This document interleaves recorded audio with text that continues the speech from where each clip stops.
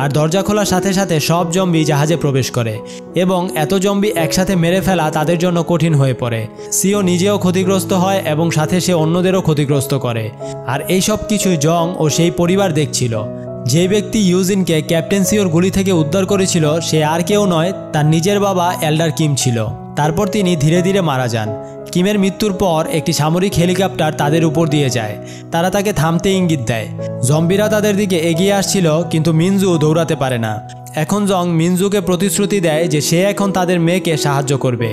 জং তার 2 মেয়েকে সামরিক হেলিকপ্টারে নিয়ে যায় আর মিনজু পিছন থেকে সেই জম্বিদের মারতে থাকে। সে একটি ট্রাকে বসে হর্ন দেয় যাতে করে সমস্ত জম্বি তার দিকে আসে। মিলিটারি হেলিকপ্টারের কাছে পৌঁছে তারা জানতে পারে যে তাদের সাহায্যকারী অন্য কেউ নয়, সে ছিল মেজর জেন, যার কথা তার বাবা তাদের আগে বলেছিলেন। ইউন তাদের মাকে সাহায্য করার জন্য অনুরোধ করে, কিন্তু সৈন্যরা তা করতে অস্বীকার করে কারণ পরিস্থিতি ছিল তাদের নিয়ন্ত্রণের বাইরে।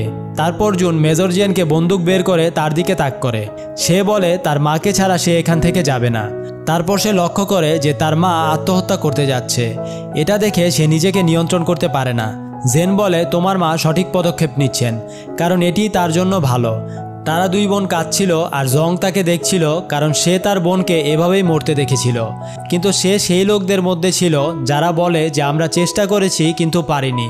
কিন্তু সে এবার শুধু চেষ্টাই করে না, সে তার সমস্ত শক্তি লাগিয়ে দেয়।